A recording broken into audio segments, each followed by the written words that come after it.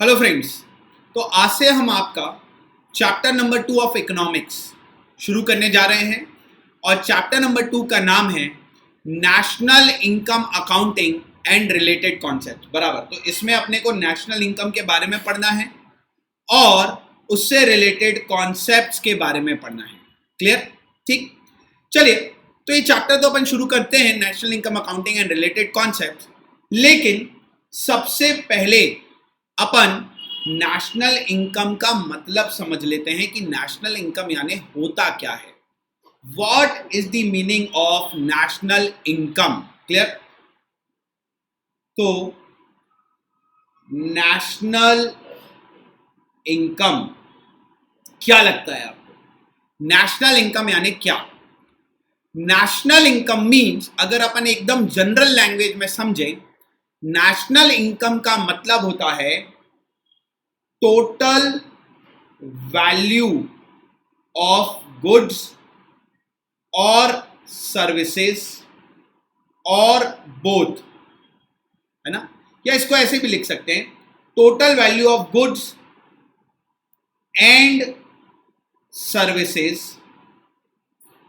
Produced in a country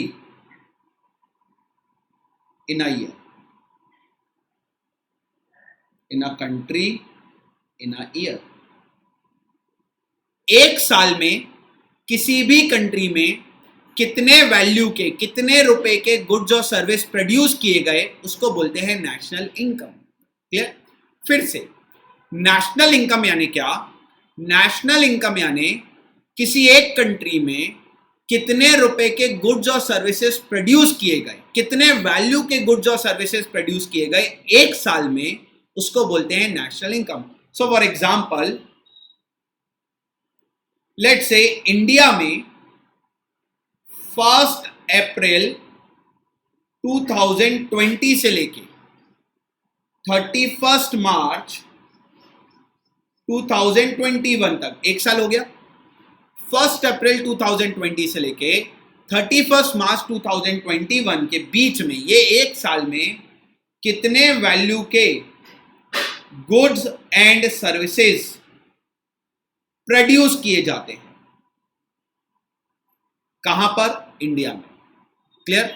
फिर से, India में एक साल में 1 अप्रैल 2020 से लेके 31 मार्च 2020 के बीच में, 1 अप्रैल 2020 से लेकर 31 मार्च 2021 के बीच में कितने वैल्यू के गुड्स और सर्विसेज प्रोड्यूस किए गए, उसको बोलते हैं नेशनल इनकम।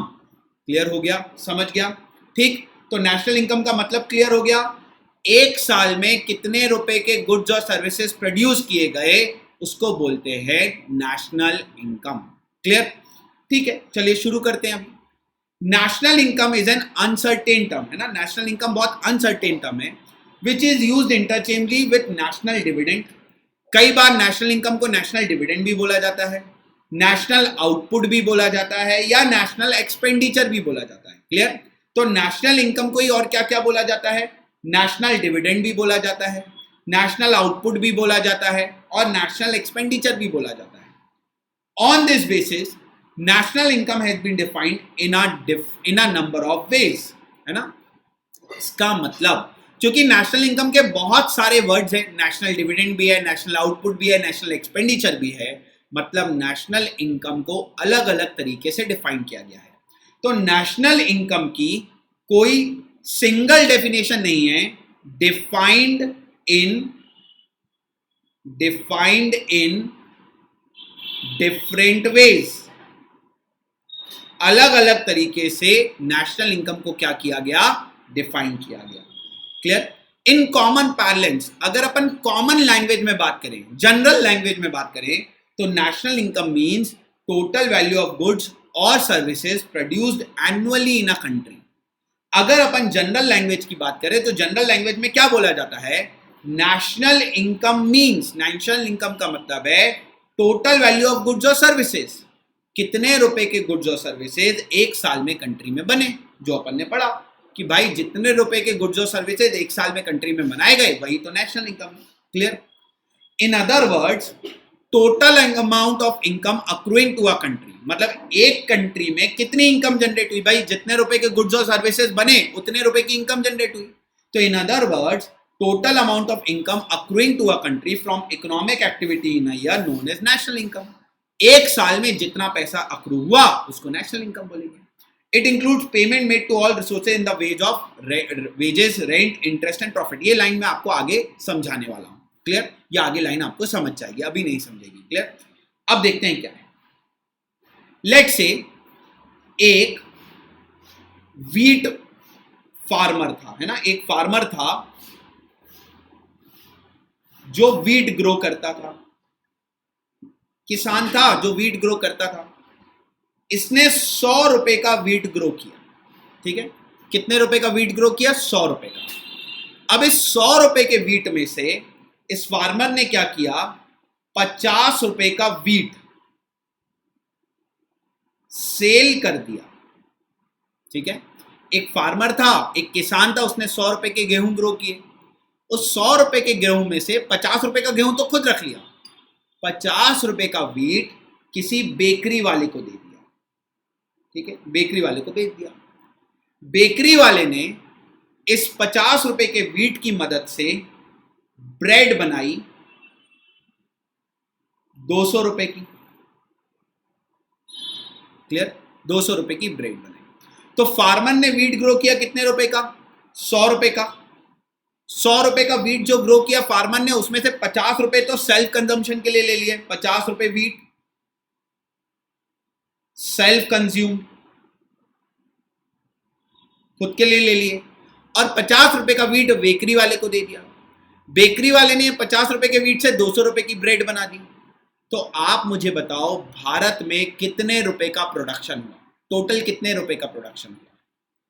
सर, भारत में जो टोटल प्रोडक्शन हुआ वो हुआ 250 रुपए का, 250 रुपीज का। कैसे? देखो, फार्मर ने कितने का ग्रो किया? 100 रुपीज का, क्लियर? फार्मर ने 100 रुपीज का ग्रो किया। अब 100 रुपीज में से 50 रुपीज बेकरी वाले को दे दिया, लेकिन फार्मर ने ग्रो तो 100 रुपीज का किया। बेकरी वाले ने 50 रुपए की वीट की मदद से 200 रुपए की ब्रेड बनाई, मतलब ब्रेड की वैल्यू तो 150 ही है, 50 रुपए का तो वीट है जिसका ऑलरेडी आप फार्मर की इनकम में ले चुके हो। तो ब्रेड कितने की बनी? ब्रेड बनी 150 रुपीज की। वीट का नहीं लेंगे, क्योंकि वीट का नहीं तो डुप्लीकेट एंट्री हो जाएगा ना भाई। वीट अगर आप ब्रेड में भी ले लोगे तो एक्चुअल में वीट तो 100 रुपए का ही बना। अब आप 50 रुपए का वीट जो बेकरी ने वाले ने खरीदा वो भी यहां ऐड कर दोगे तो डबल एंट्री नहीं हो रही। तो ब्रेड तो 150 रुपए की बनी है, क्लियर? तो भारत में टोटल प्रोडक्शन जो हुआ वो कितने का हुआ? 250 का हुआ, और यही तो नेशनल इनकम है, क्लियर? तो देखो, नेशनल इनकम और net national income is gross national income और gross national product less depreciation. ये आपको आगे समझेगा। It is to be noted that national income includes net factor income earn from abroad also, clear?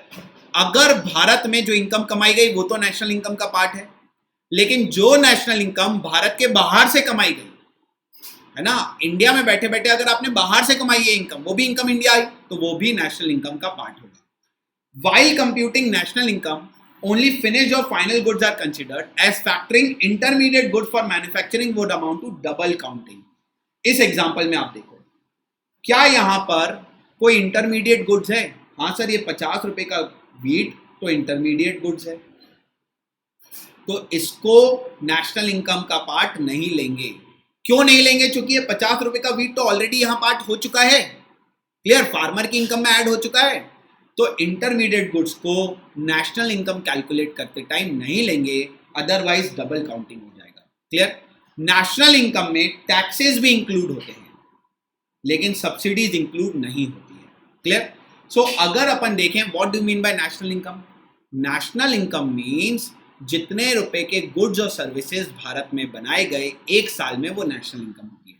जब आप national income calculate करोगे तो intermediate goods को पार्ट में नहीं लोगे, clear? Taxes national income calculate करने के लिए पार्ट में लिया जाएगा, लेकिन सब्सिडीज नेशनल इनकम के टोटल का पार्ट नहीं होगी। क्यों नहीं होगी? जैसे जैसे आप आगे बढ़ोगे आपको समझता चला जाएगा, क्लियर? अब आगे, अब methods of to measure national income. National income calculate करने के लिए, मेथड्स टू कैलकुलेट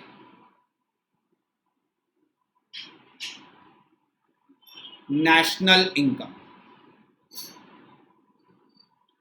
भारत की इनकम, एक साल में भारत ने कितने रुपए के गुड्स और सर्विसेज बनाए, इंडिया की नेशनल इनकम कैलकुलेट करने के लिए 3 मेथड्स हैं। कितनी? 3। क्लियर? इंडिया में नेशनल इनकम कैलकुलेट करने के लिए कितनी मेथड्स हैं? 3। पहली है प्रोडक्ट और वैल्यू एडेड मेथड, प्रोडक्ट और वैल्यू एडेड मेथड। सेकंड है इनकम मेथड,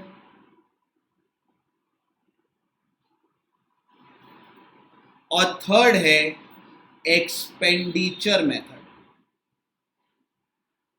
क्लियर? इंडिया में नेशनल इनकम कैलकुलेट करने के लिए कितनी मेथड्स हैं? 3 मेथड्स हैं। पहला है प्रोडक्ट या वैल्यू एडेड मेथड, सेकंड है इनकम मेथड, और थर्ड है expenditure method.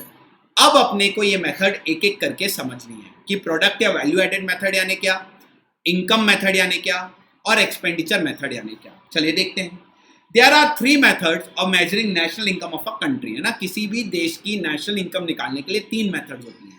The yield the same results. आप कोई भी मेथड फॉलो करो, आंसर आपका सेम ही आएगा। पहला प्रोडक्ट या वैल्यू एडेड मेथड, दूसरा इनकम मेथड, और तीसरा है एक्सपेंडिचर मेथड। क्लियर? चलिए, पहली मेथड क्या है? प्रोडक्ट मेथड या वैल्यू एडेड मेथड।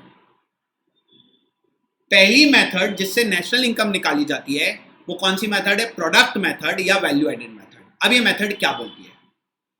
ये मेथड बोलती है सबसे पहले फाइंड आउट द एंटरप्राइजेस और फर्म्स या बिजनेस, वो सारी एंटरप्राइजेस, फर्म्स या बिजनेस फाइंड आउट करो हु आर मैन्युफैक्चरिंग गुड्स और providing services.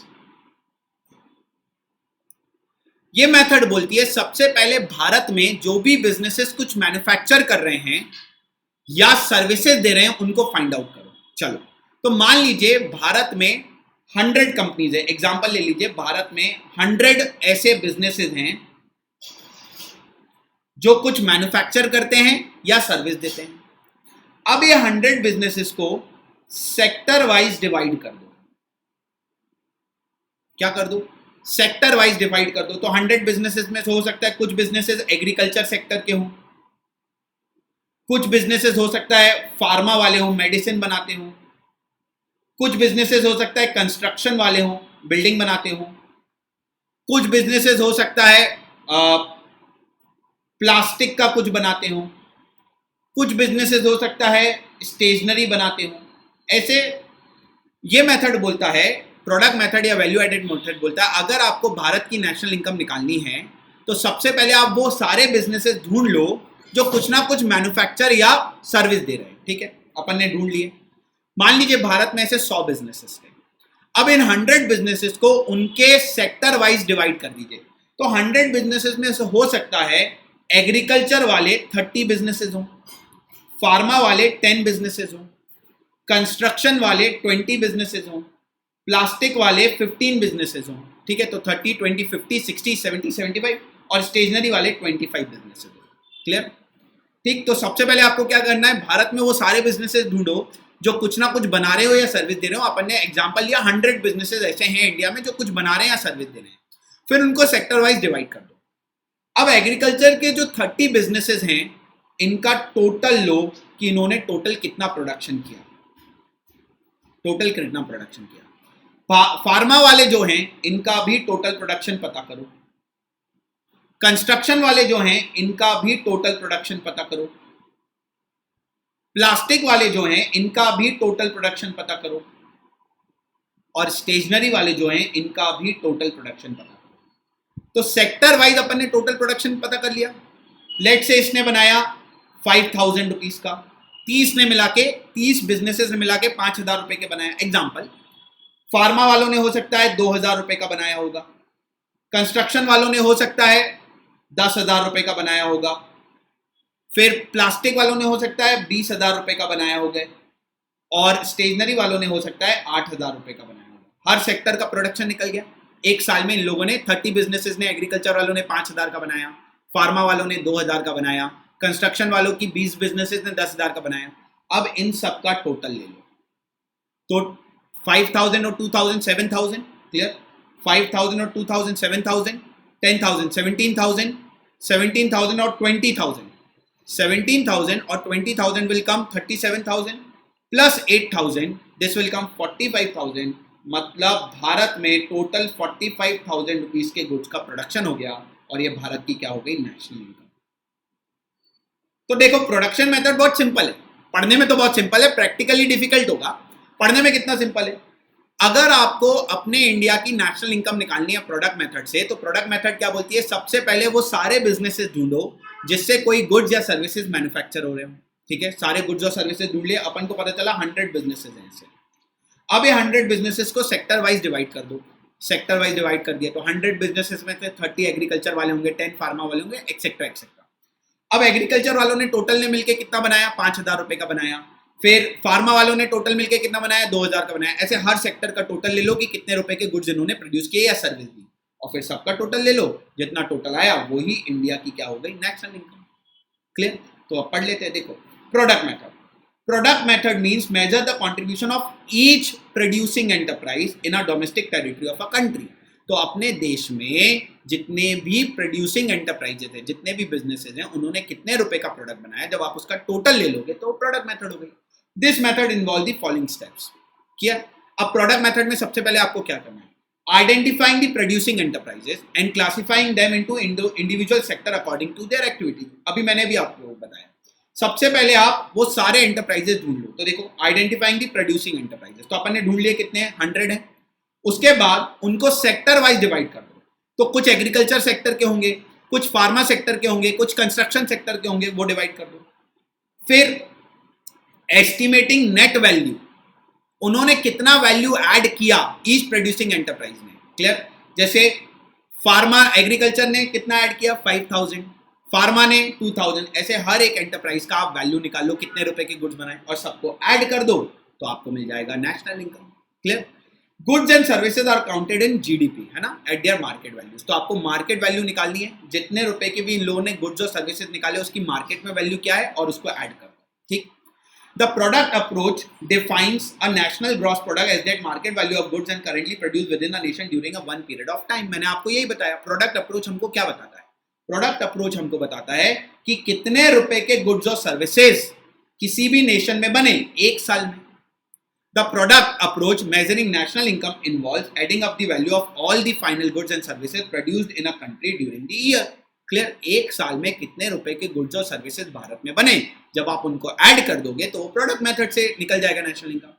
Here we focus on various sectors of economy and add up their production during the year. अब आप ये सोच के बताओ क्या है, मैंने अभी आपको समझाया। इस मेथड में सारे सेक्टर्स लाइक एग्रीकल्चर, फार्मा, उसके बाद फिर कंस्ट्रक्शन, सारे सेक्टर्स का प्रोडक्शन क्या किया जाता है, ऐड किया जाता है। मेन सेक्टर्स कौन से हैं, एग्रीकल्चर सेक्टर हो गया, मैन्युफैक्चरिंग हो गया, कंस्ट्रक्शन हो गया, ट्रांसपोर्ट एंड कम्युनिकेशन हो गया, बैंकिंग हो गया, एडमिनिस्ट्रेशन एंड डिफेंस हो गया, डिस्ट्रीब्यूशन ऑफ इनकम हो गया।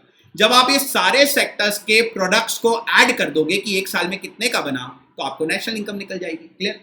लेकिन जब आप इस मेथड को लगाओगे, भारत की नेशनल इनकम लगाने के लिए, निकालने के लिए, जब आप इस मेथड को लगाओगे तो आपको कुछ बातों का ध्यान रखना है। पहला, प्रॉब्लम ऑफ डबल काउंटिंग। ऐसा ना हो कहीं आप डबल काउंट कर लो। अगर आपने डबल काउंटिंग कर ली, फॉर एग्जांपल एग्रीकल्चर सेक्टर की 30 कंपनीज ने मिलकर 5,000 रुपए के गुड्स बनाए, अगर आपसे गलती से कभी डबल काउंटिंग हो गई, है ना, बनाए उसने 5,000 के, लेकिन डबल काउंटिंग हो गई, तो 5,000 की जगह कितना दिखेगा, 10,000 दिखेगा, तो ज्यादा दिखेगा नेशनल इनकम। तो पहली बात, जब भी आप प्रोडक्ट मेथड लगाओगे तो आपको यह देखना है कि डबल काउंटिंग ना हो जाए किसी चीज की, क्योंकि आप डबल काउंट कर लोगे अगर गुड्स को तो आपको वैल्यू ज्यादा दिखेगी। Clear. Value addition in particular year. अब ये देखते हैं value addition in particular year.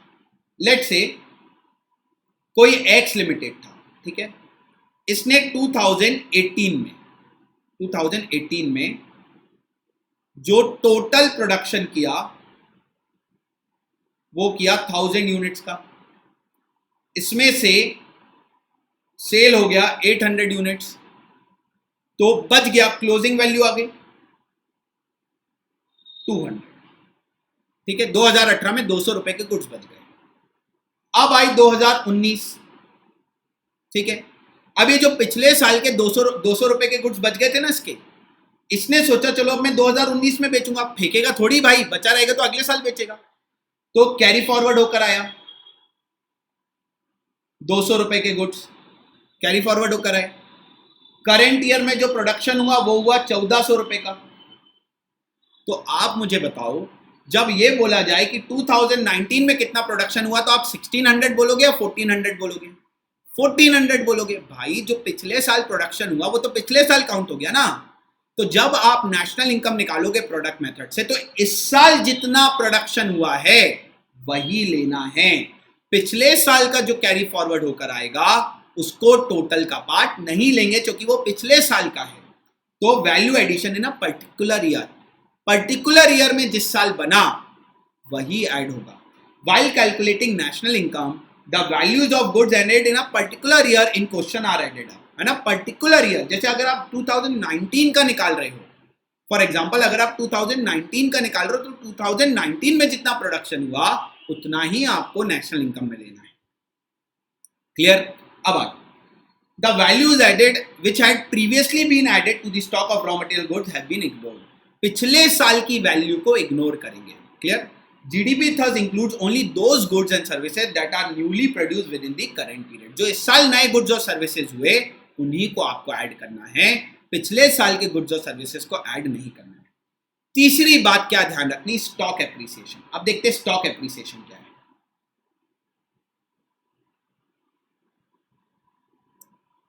Let's से मैंने जुलाई 2019 में, ठीक है, मैंने जुलाई 2019 में, क्लियर, कब की बात कर रहा हूं मैं, जुलाई 2019 में पेट्रोल मैन्युफैक्चर किया। क्या मैन्युफैक्चर किया? पेट्रोल, सपोज 7 लाख रुपीस का,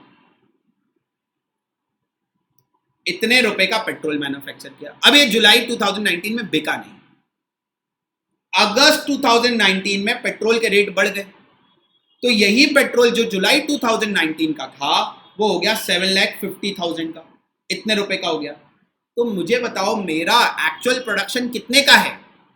भाई मेरा एक्चुअल प्रोडक्शन तो 7 लाख का ही है ना। ये जो 50,000 ऐड हुआ ये तो स्टॉक अप्रिसिएशन हो गया, इतना मैंने प्रोड्यूस नहीं किया। ये तो पेट्रोल महंगा हो गया इसलिए मेरी ज्यादा वैल्यू दिख रही है। तो क्या बोला गया, अगर कभी स्टॉक एप्रिसिएशन हुआ है, वैल्यू बढ़ गई है, तो वो वैल्यू को हटा दो। जैसे 7 लाख की जगह 7.5 लाख हो गई, तो 50,000 का स्टॉक एप्रिसिएशन उसको आप हटा दो, एक्चुअल में प्रोडक्शन आपने 7 लाख का ही किया है। Clear? Production for self consumption, मैंने कोई चीज बनाई खुद के कंजम्पशन के लिए, किसी को बेचने के लिए नहीं, खुद के कंजम्पशन के लिए, तो क्या वो नेशनल इनकम का पार्ट होगी? बिल्कुल होगी। भाई भारत में वो मैंने प्रोडक्ट तो बनाया ना, भले ही खुद के कंज्यूमेशन के लिए बनाया, कहीं बेचने के लिए नहीं बनाया, तो उसको भी आपको टोटल का पार्ट लेना है। The production of goods for self consumption should be counted while measuring national income. तो जब भी आप नेशनल इनकम कैलकुलेट करोगे, जो चीज आपने खुद के कंजम्पशन के लिए बनाई है उसको भी नेशनल इनकम का पार्ट लेंगे। तो नेशनल इनकम जब आप प्रोडक्ट मेथड से निकालोगे तो जितना भी भारत में गुड्स और सर्विसेज बना उनको ऐड कर दो, लेकिन कुछ बातों का ध्यान रखना, डबल काउंटिंग नहीं होना चाहिए। क्लियर? जो इस साल बना उसी को ऐड करोगे, पिछले साल की वैल्यू को ऐड नहीं करोगे। अगर स्टॉक की वैल्यू बढ़ गई है तो वो आपने एक्स्ट्रा थोड़ी प्रोड्यूस किया, वो तो वैल्यू बढ़ गई है इसलिए आपको ज्यादा दिख रहा है, उसको हटा दोगे। प्रोडक्शन फॉर सेल्फ कंजम्पशन, जो चीज प्रोड्यूस की गई है खुद के कंजम्पशन के लिए, किसी को बेचने के लिए नहीं, वो भी नेशनल इनकम का पार्ट होगी। क्लियर हो गया? ये है पहली मेथड। अब सेकेंड मेथड नेशनल इनकम निकालने की, वो है एक्सपेंडिचर मेथड। क्लियर? कौन सी मेथड? Expenditure method. अब भारत में 3 लोग खर्चा करते, खर्चा करने की मेथड से निकाला जाता है नेशनल इनकम। कौन 3 लोग? सबसे पहले करता है हाउस होल्ड, मतलब अपन लोग, अपने घर में अपन खर्चा करते हैं।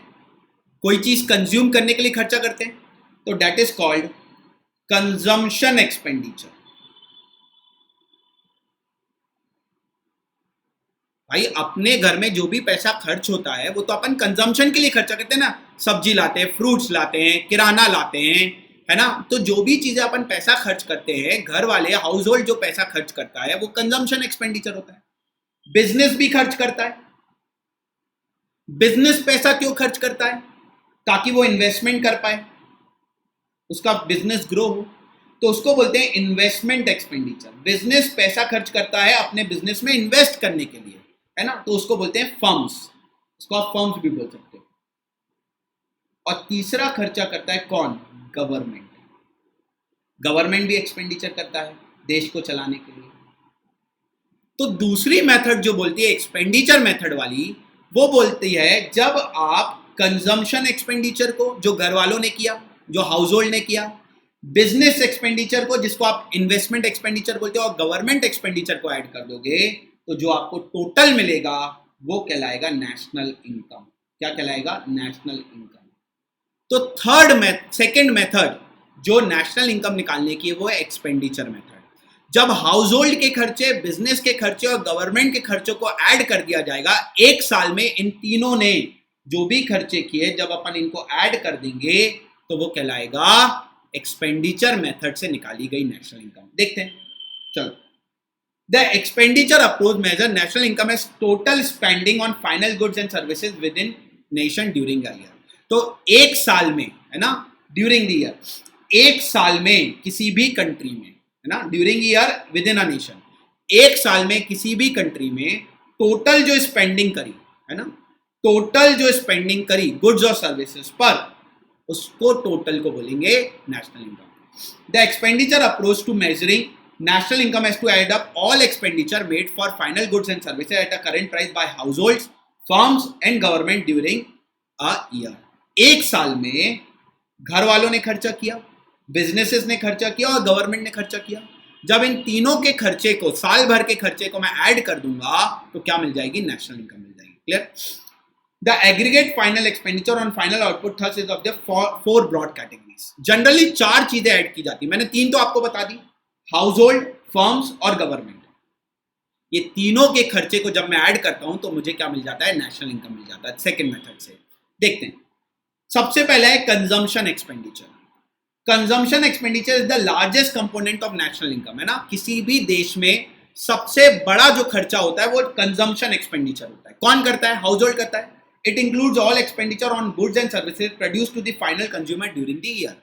तो एक साल में आपने गुड्स और सर्विसेज पे जो खर्चा किया कंजम्पशन के लिए, खुद के यूज के लिए, उसको बोलते हैं consumption expenditure. Investment expenditure, consumption expenditure कौन करता है? ये करता है हाउस होल्ड, घर वाले। इन्वेस्टमेंट एक्सपेंडिचर ये करते हैं बिजनेसेस। बिजनेसेस अपने बिजनेस में खर्चा करते हैं, इन्वेस्टमेंट करते हैं। Investment is the use of today's resource to expand tomorrow's production और कंजम्पशन। कोई भी बिजनेस आज पैसा क्यों खर्च करता है? ताकि कल उसका प्रोडक्शन बढ़े, क्लियर, वो और ग्रो करे।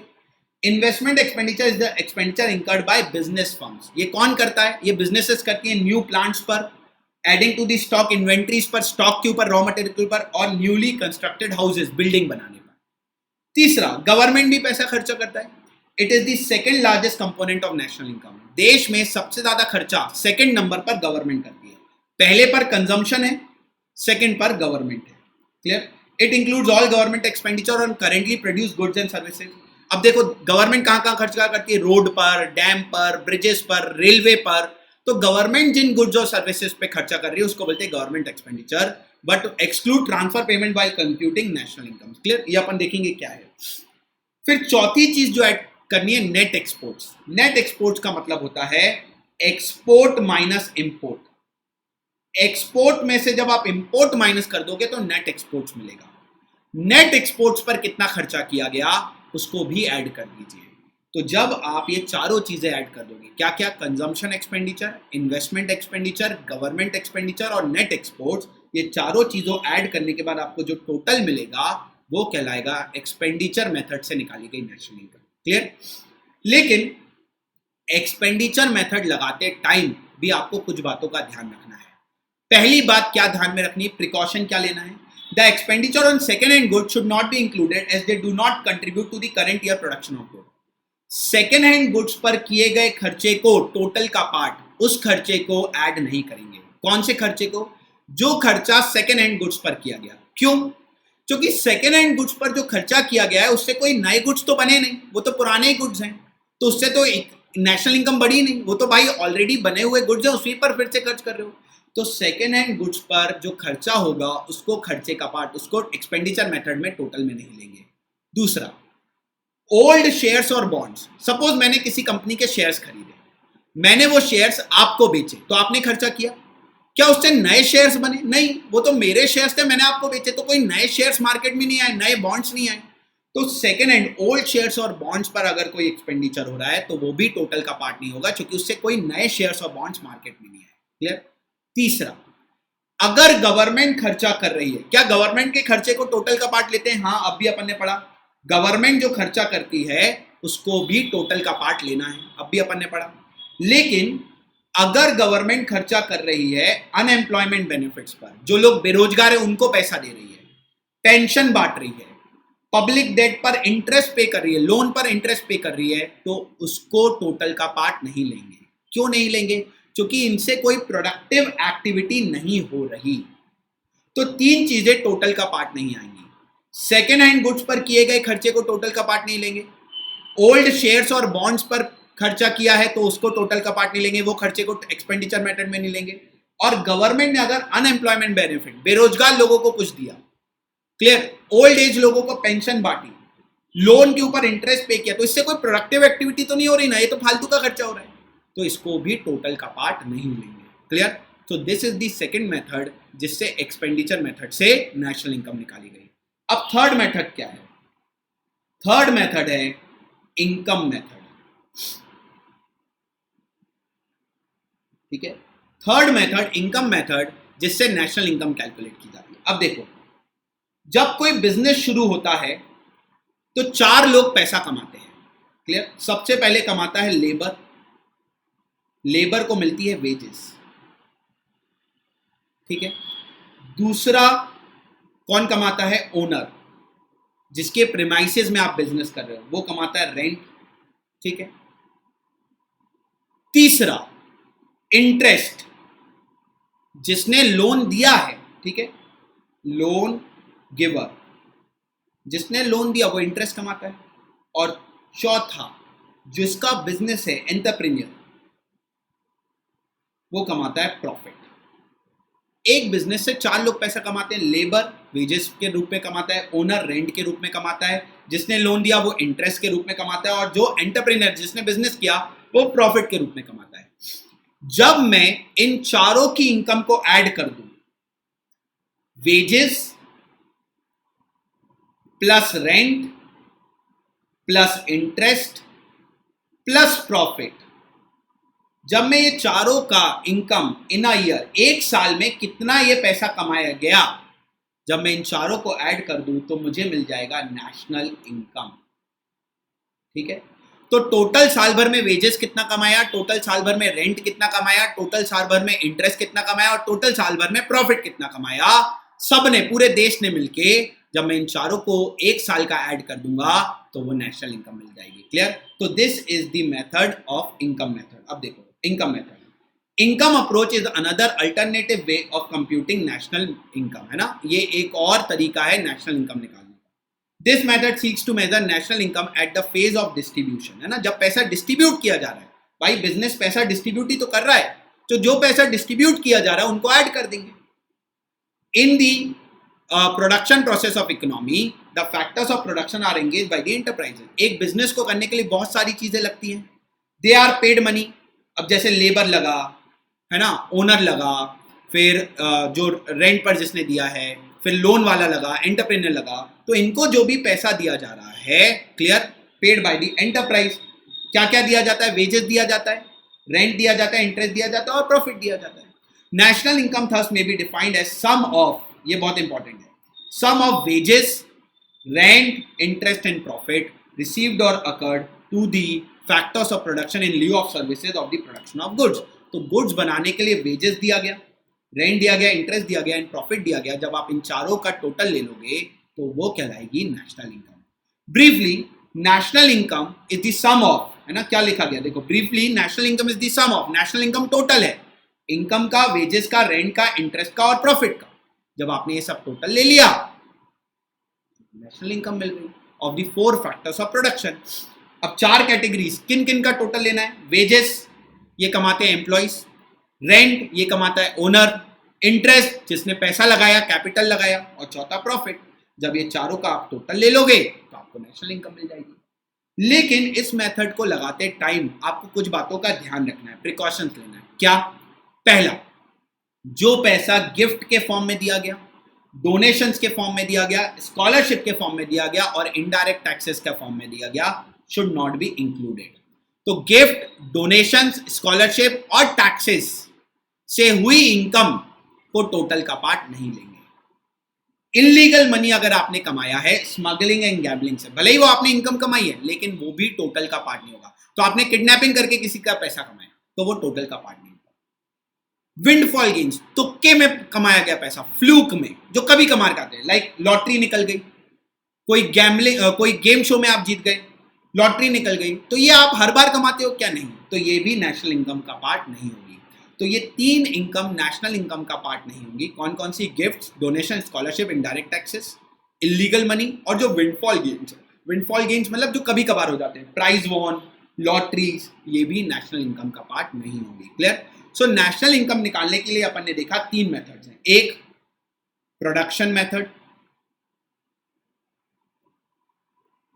दूसरा एक्सपेंडिचर मेथड और तीसरा इनकम मेथड। प्रोडक्शन मेथड में आप टोटल ले लो, total value of goods plus services in a year. एक साल में कितने रुपए के गुड्स और सर्विसेज बने उसका टोटल इस प्रोडक्शन मेथड से national income. Expenditure method, consumption, खर्चा कितना हुआ, ठीक है, इन्वेस्टमेंट का खर्चा कितना हुआ, गवर्नमेंट का खर्चा कितना हुआ, प्लस नेट एक्सपोर्ट कितने का हुआ। जब आप ये चारों खर्चे को टोटल ले लोगे तो एक्सपेंडिचर मेथड से नेशनल इनकम मिलेगा। और इनकम मेथड से wages plus rent plus interest plus profit. जब आप ये चारों का टोटल ले लोगे तो इनकम मेथड से नेशनल इनकम निकल जाएगी। आप मेथड कोई भी फॉलो करो, आंसर आपका सेम ही आएगा, क्योंकि नेशनल इनकम तो भारत की सेम होगी। तो चाहे प्रोडक्शन मेथड लगाओ, चाहे एक्सपेंडिचर मेथड लगाओ, चाहे इनकम मेथड लगाओ, आपको टोटल सेम ही मिलने वाला है। क्लियर हो गया? तो यहां अपन ने निकालना सीख लिया कि नेशनल इनकम भारत में कैसे कैलकुलेट की जाएगी।